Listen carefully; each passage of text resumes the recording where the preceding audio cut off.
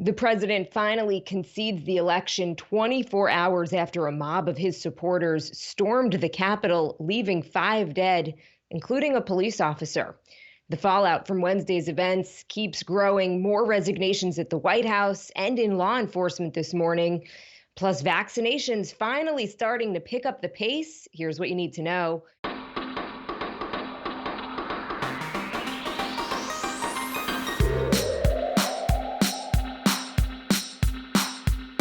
Good morning. This is Cheddar's Need2Know podcast for Friday, January 8th. I am Jill Wagner here with Carlo Versano. Good morning, Carlo. It is Friday. Wow.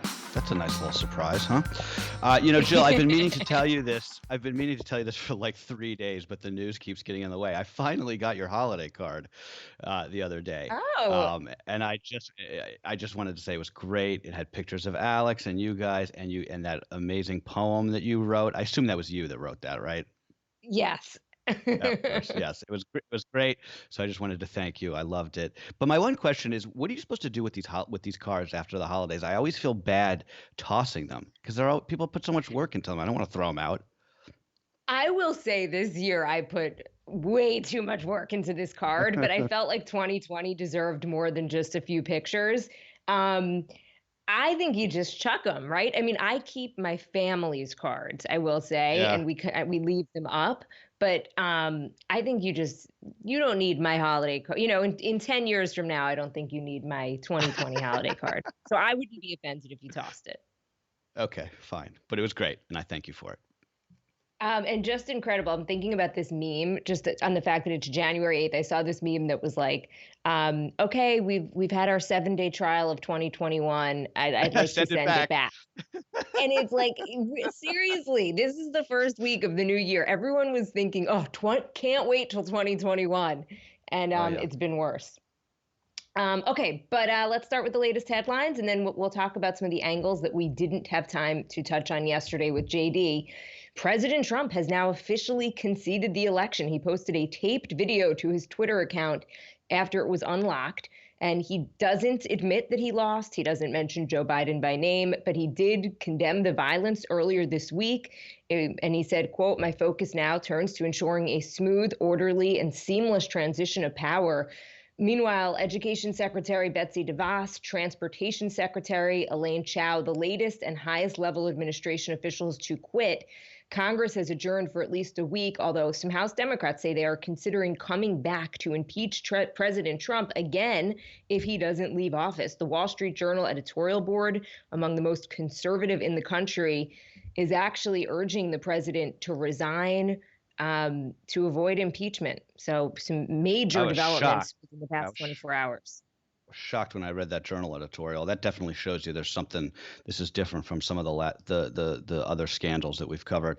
I don't even know. It's not scandals, just other craziness. All it took for President Trump to concede was getting locked out of Twitter for a day. There's a lesson in there somewhere. I don't know what it is, but there's definitely a lesson in there. These Chow and Betsy DeVos. It's very brave to resign and protest with 2 weeks left in your job. Like, let me give you a medal, guys. Thanks. It's like taking your unused vacation days and leaving early. Really Uh, quickly, Carlo, yeah, Carlo, just want to interrupt really quick. Chow, by the way, is Mrs. Mitch McConnell. She's yeah. married to Mitch McConnell. Yes, she is indeed. Also, Jill, just some very upsetting news this morning that I want to make sure we get in here. A U.S. Capitol Police officer who was hit in the head with a fire extinguisher by one of these rioters has now died of his injuries, making him the 5th confirmed fatality in Wednesday's violence. Just awful. The woman who was shot and killed by police, the first person to die in this event, as she tried to break through an interior door in the House chamber. She has now been identified. Her name is Ashley Babbitt. She's an Air Force veteran. She served 4 tours. She's from San Diego. According to local media, she tweeted, quote, "Nothing will stop us, and the storm is here," which is a reference to the QAnon conspiracy cult, as she joined that mob at the Capitol the other day. So a couple of things that I just wanted to mention. I thought it was interesting that the concession speech, if you want to call it that, it was this 2-minute thing, was taped. What does that tell you? I mean, most presidents Yeah. or candidates concede in live speeches, but maybe his aides, whoever is left, which is mostly his family, don't trust him to go Yeah. live. Well, Um, Jill, not only was it taped, it was edited. If you watch it, just yeah. like they cut it at this point in which it's pretty obvious that he probably said something, crazy, and they were just like, all right, let's just do it again, to check the levels, and then they cut that part out. I don't know. That's just my thinking. The other thing, something we talked about with JD yesterday is what happens to these protesters, rioters, whatever you want to call them, the mob. You know, are these are the ardent Trump supporters? And if you look at some messages on Parler right now, they're basically saying, this is a chess move. This thing isn't over. There's still hope here that the president has got another trick up his sleeve.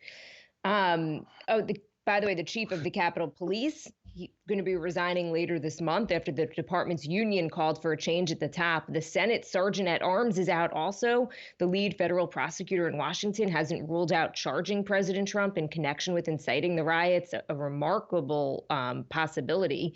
Federal investigators are combing through photos posted to social media to identify the rioters, vandals, and looters, and have vowed that more changes are coming. They're also asking for the public's help to identify a suspect who planted live pipe bombs that didn't go off.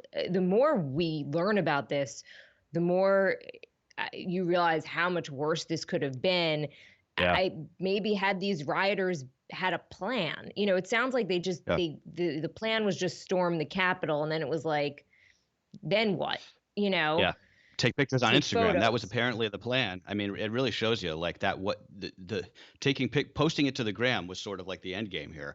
Um, by the But way, on that the note, live. Carlo, really Yeah, quick, sorry, sure. maybe we think, okay, maybe, is this the end? Is this the beginning? We don't know. But, those photos, if you're a follower, probably are making you pretty excited. Was this just like a recruiting tool for these organizations that now have photos of themselves inside the Capitol? I hadn't even thought about that. That's a good point. Scary point.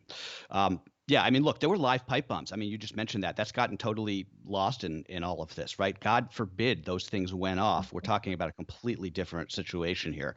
I'm going to go on the Carlos soapbox here for a second. So, if you want to fast forward, feel free. But I need to tackle something that I'm seeing materialize on the right. We've had a few of our loyal listeners write in with this, and I respect you guys. I really do, and I love you. But I just want to talk about this. The basic gist goes like this. Yes, what happened at the Capitol was bad, but where was the outrage during the Black Lives Matter protests this summer, the riots this summer, especially when independent businesses were being torched and there was lawlessness in some of the city streets in America?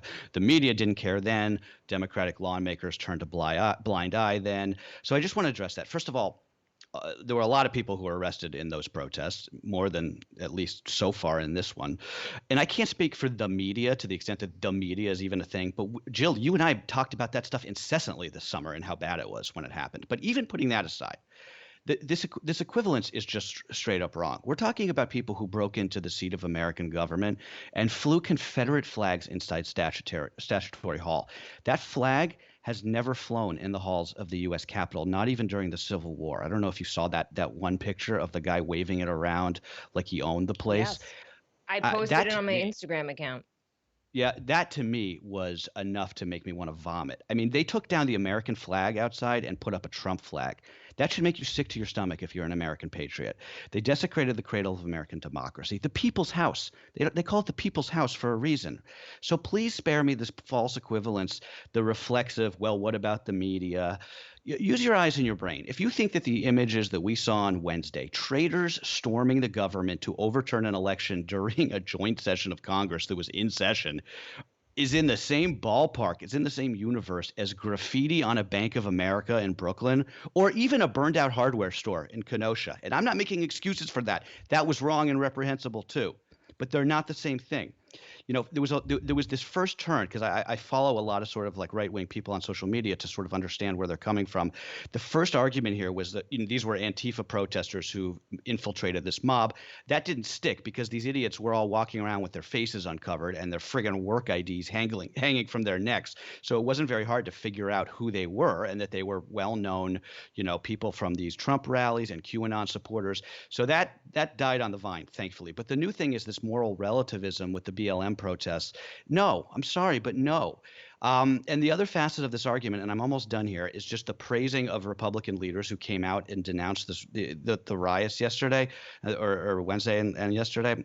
Spare me. I mean, many of those people were perfectly happy to turn a blind eye on everything that led up to this. Not only that, a lot of them warned about this when Trump was a candidate, and they just conveniently forgot once he was elected. So no, they don't deserve my gratitude for jumping off the Trump train at the local stop. Sorry. And now I'm done. Interesting, right. I mean, Ted Cruz and Lindsey Graham actually warned Americans about what would happen if we elected President Trump. I mean, at one point, do you remember during the campaign when Ted Cruz was running, President Trump basically accused Ted Cruz's father of killing JFK and made nasty comments about Ted Cruz's wife. Yeah, his wife. His wife. He And- called his wife ugly. Are you kidding me? And then they sort of conveniently realized that it was probably better for them politically to be on Trump's side. And then Lindsey Graham, I don't know if you saw his speech on the Senate floor 2 nights ago, but he was like, I'm done. It's over. We had a good run. This thing, count me out for whatever else is happening in terms of Trump. So I agree with you. I mean, give a Mitt Romney credit because Mitt Romney Romney is an American hero. Argued Mitt about Romney this. Yes. I'm glad you mentioned that. I'm sorry to interrupt you. He spoke out. No, he spoke out about Trump when it wasn't necessarily popular within the Republican Party to do so. So you give somebody like a Mitt Romney and the others who did a little bit of credit. But I'm kind of done. I get what you're saying. But look, I think that there is a very real point to be made. And we talked about this a bit yesterday about the difference in terms of the law enforcement response to the Black Lives Matter protests and whatever you want to call this, the protests that we saw the other day. And what if this skin had been darker, if these protesters had darker skin, what would that response have been like? Probably not. Most certainly not like what we saw, which was a very limited police presence. But I am with you in that I'm done with whataboutism, which is just never talking about the issue at hand and always pointing to something else, right? For Trump supporters right now who say, well, the riots were bad, but what about the Black Lives Matter protests that, they smashed windows and there was looting? It's like, no. Can we just talk about this, yes, thank you. For once? So I'm with you. I'm totally, it's good to compare and contrast, but sometimes you just got to look at the issue at hand. Meanwhile, Facebook saying President Trump's Facebook and Instagram accounts have been suspended indefinitely and at least through the end of his term. Snapchat and Twitch have taken similar action. The e-commerce platform Shopify has closed sites that sell Trump merchandise, including those run by his business and campaign. President's Twitter suspension has been lifted for the time being. Separate but related, Senator Josh Hawley's book has been pulled from Simon & Schuster. Leading him to issue a statement last night. I don't know if you saw it, a little bit of a whiny statement, if you ask me, about how this is a result of a woke mob violating his First Amendment rights. This guy's supposed to be a Yale-educated lawyer, and he doesn't know the difference between what's protected speech. Your book contract is not constitutionally protected, dude. That's the free market at work, which is supposed to be something that you're all about. As for Facebook and Twitter, I'm just reminded, I tweeted this yesterday, but I'm reminded of what my mom always used to tell me and my brother when she would make us do chores and we would do like the minimum, and she would just say, thank you for doing the least possible. That's always what I think of when Facebook does something like this. The New York Times is reporting that executives at Twitter and Facebook say there's a good chance that the bans might actually, though, be permanent after the president is out of office. So we'll see. And JD was talking about this yesterday.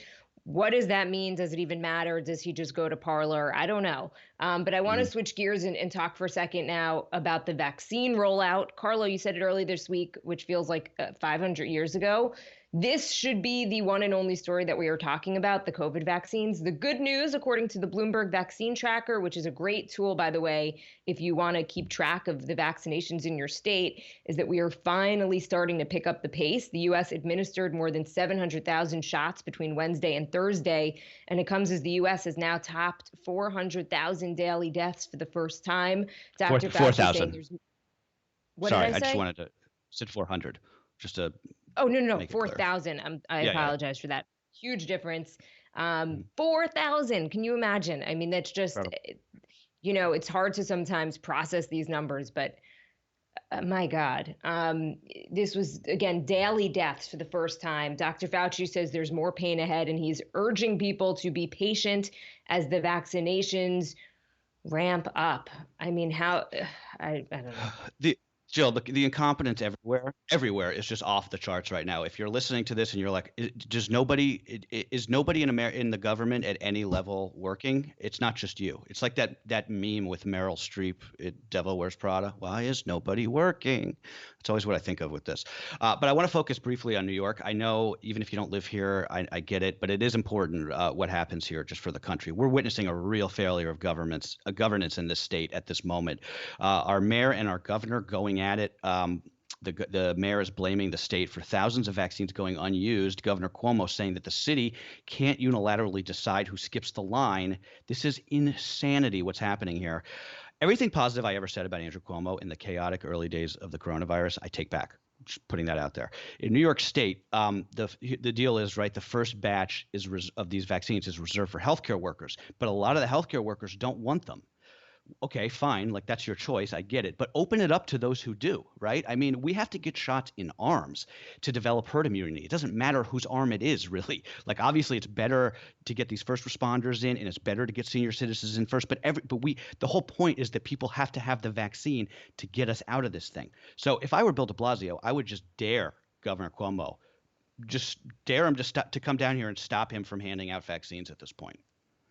I mean, the incompetence is ridiculous. So my in-laws went to Florida 2 days ago for the winter. They are getting the vaccine today. Okay, they're Wow, really? driving. They're driving to Amazing. Miami, and they are both getting their first doses of the vaccine today. My parents, same age group, same underlying conditions in New York. I don't even know. I mean, they keep asking me. I'm like, you guys are not even on any list of priority, like your March, maybe? I don't know. I don't know when they would even possibly get it. So, we talked a lot about Ron DeSantis, the governor there, and he was very highly criticized in the media for Florida's handling of the pandemic. Cuomo widely praised, but not maybe initially, but once, able to flatten the curve and really crush the curve. But Cuomo needs to realize that his legacy rests on the vaccine rollout as well, that this thing isn't All of over. them do. It Yeah. was totally weird to write a book Oh God, during don't even you get me don't write started a about book that. about, Yeah. winning the war when you're in the middle of the war, but whatever. It's infuriating. I'm just like, I'm hopeful that they'll figure it out, but I don't know. The stock market, by the way, has been going strong throughout all of this. Wall Street hit another record high, looking past the worsening pandemic and the violence in Washington to the belief that with Dems in control of the government, that more stimulus will be coming. It seems like the worry that the Democrats are going to raise taxes has taken a bit of a backseat for investors, at least for now. So the market on fire. It is. Tech has been the one outlier there, and I think probably that's because the likelihood is that if there's going to be any sort of tax hike, it's going to be on capital gains, which is where all the money is, and the tech stocks are where the capital gains is coming right now. Tesla up 8% yesterday. Its valuation rose by the market cap of two Fords just yesterday. Elon Musk overtaking Jeff Bezos to become the richest person in the world. He's worth 185 billion. This time last year, he was worth just a paltry $25 billion. Incredible. Incredible. All right, we're going to hold off on Love Hate Hate this week. We're going to do our first edition of the year next Friday, just because it's been such a crazy week. I don't think we can give it its due time. But Carlo, before we end, just any final thoughts? Yeah. I mean, look, I think that, we pretend in this country that we're immune from what has happened to like basically every other empire in world history, that the bedrock of our democracy is so strong that it can't be broken. And one thing from the last few years, but especially the last few weeks for me, which has culminated on Wednesday, is made clear it's that's just not true, right? It's not a given. It's none of this is owed to us, our lot in life. There's a deep cancer in this country, and I believe it has to do with the information environment more than anything else, more than any one party or any one person, and people literally living in two different realities, which has become so clear in these last few days, and it's spreading. But you made a very important point. I forget. It was either a couple days ago or a couple months ago at this point. But your point was basically, and I'm going to bastardize it, but this could be the chemotherapy if you want to go on the cancer metaphor, the chemotherapy for the Republican Party, which needs to get its act together. Most Americans don't want to defund the police, right? They also don't want to see Confederate flags inside the Capitol of the United States. There's a middle ground here, and my hope is that after this week, we can start to see a little bit clearly about where we got to get to. I think so. I think if there's any silver lining here, that might be it. I spoke to a couple of Trump people that I know. I wouldn't call them Trump supporters, but I would say that they voted for Trump. Okay. Right. And they voted for Trump because they are Republicans, and his policies, for the most part, at least when it comes to taxes and things like that, are more in line with where they stand. And they are done. I think amongst more mainstream Republicans, the president is now kind of like a pariah. I think that that seems to be the consensus for mainstream Republicans. Whether or not there's still tons of people who support him, and there's tons of people who are just saying, oh, again, this whataboutism. What about the riots this summer? Blah, blah, blah.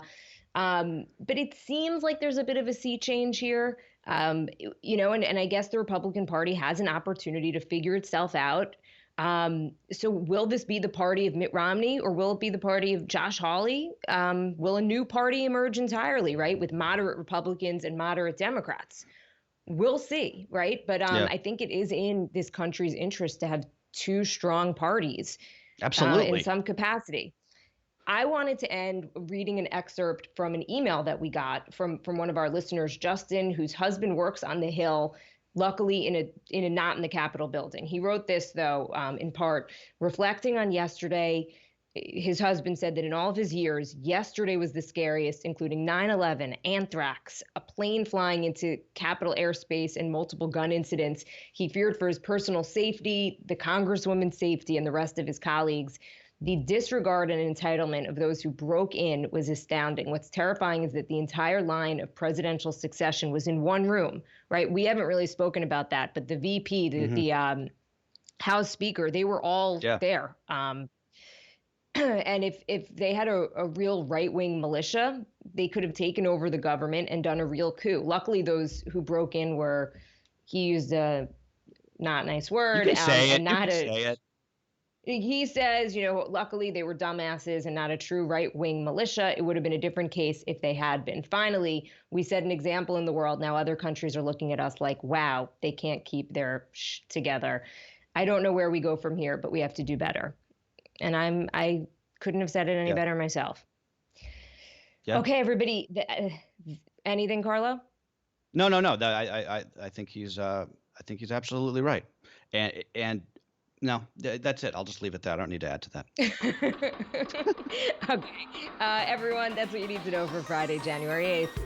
All right. Be good to each other, guys. Have a good weekend. We'll see you next week.